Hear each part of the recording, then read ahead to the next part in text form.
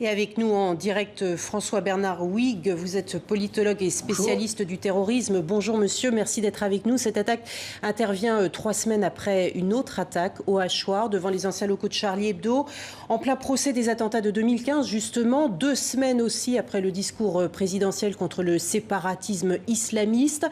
L'intolérance vient de franchir un nouveau seuil, c'est ce qu'estime Charlie Hebdo. Vous partagez cet avis ? Il serait difficile de dire le contraire et nous sommes maintenant dans une série terroriste.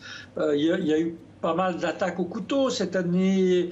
Il y a eu à Villejuif, à Metz, à Romans-sur-Isère, l'attaque contre Charlie Hebdo, sans parler de nos 6 compatriotes qui ont été tués au Niger, il est vrai, à la Kalachnikov. Donc on rentre dans un cycle qu'on peut appeler une horrible routine terroriste, où ce ne sont plus des commandos organisés qui ont des kalachnikovs, des planques, des faux passeports, des véhicules, etc., qui attaquent de gros objectifs, mais ce sont des gens qui courent dans la rue en criant Allah Akbar avec un couteau, ce qui est d'ailleurs une méthode recommandée par Al-Nani, qui était en quelque sorte le ministre de la propagande et des attentats de Daesh, dont des actes qui paraissent presque spontanés, sporadiques et qui peuvent frapper n'importe quand, n'importe où, même si là, il y avait évidemment un motif très précis et très bien cerné, qui est le fait que ce professeur était accusé de blasphème pour avoir présenté la couverture de Charlie Hebdo. Alors justement, monsieur Huyghe, la fonction du terrorisme, c'est dans le mot, c'est d'être terrorisante. Toute la profession enseignante est aujourd'hui touchée.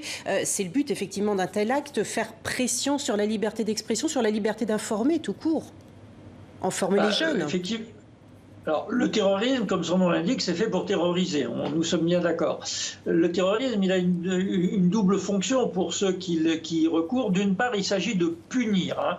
Il s'agit de s'en prendre à des coupables, à des représentants du système ou à des représentants de l'ethnie, de l'idéologie ou de la religion dominante et méchante. Donc là, il s'agissait de punir ce malheureux professeur qui faisait un cours sur la liberté d'expression.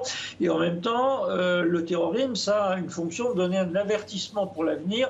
Nous allons continuer jusqu'à ce que vous cédiez, jusqu'à ce que vous vous soumettiez. Et d'une certaine façon, on voit que le poison est déjà là et que quel que soit le courage des professeurs en général, il y en a beaucoup qui, à partir de la rentrée, vont avoir du mal à parler des caricatures de Charlie Hebdo, de Voltaire, de la Shoah, ou des sujets qui fâchent en général, oui. Monsieur Huyghe, cet enseignant, vous avez vu la liste, le mémorial des victimes de l'islamisme en France. L'assaillant là est inconnu des services de renseignement. On parle de terrorisme intérieur. Où échoue la classe politique face à ce combat depuis des années? La question se repose aujourd'hui encore.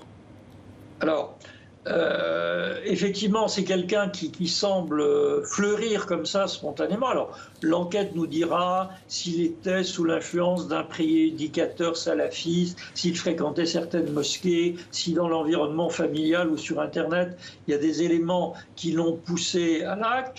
Mais là, on est devant un double problème. Il y a un problème de pure sécurité. Comment est-ce que la police ou les services de renseignement peuvent repérer quelqu'un comme ça qui passe à l'acte brusquement sans avoir suivi, si j'ose dire, tout le cursus du terroriste ou sans être lié formellement à un groupe. Et il y a également effectivement un défi politique. Si nous nous affirmons comme le pays de la liberté d'expression qui doit absolument inclure la liberté de blasphémer, il ne s'agit plus de reculer, de bien nommer la chose et d'entamer une lutte contre une idéologie mortifère.